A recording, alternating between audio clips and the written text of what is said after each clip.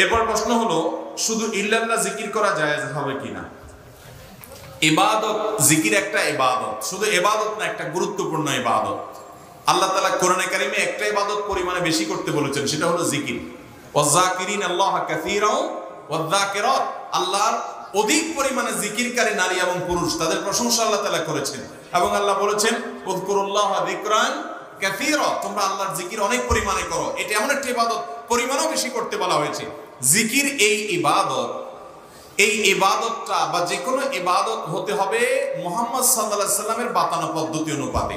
কারণ ইবাদতের পদ্ধতি শিখাবার জন্য তিনি দুনিয়াতে এসেছেন। এজন্য কোন ইবাদতের ক্ষেত্রে আমরা জায়েজ খুঁজবো না, আমরা খুঁজবো সুন্নাত। কোনটা?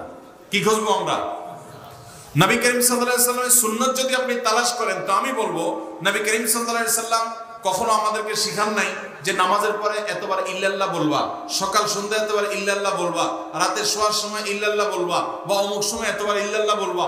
অথবা তিনি নিজে ইল্লাল্লাহ ইল্লাল্লাহ জিকির করেছেন কোন বিশেষ সংখ্যক বার, অথবা কখনো ইল্লাল্লাহ জিকির করেছেন তিনি, এরকম কোন হাদিস নবী সাল্লাল্লাহু আলাইহি সাল্লাম থেকে সহিহ তো দূরের কথা, কোন জয়ীফ কোন হাদিসও পাবেন না, জাল কোন হাদিসও পাবেন না।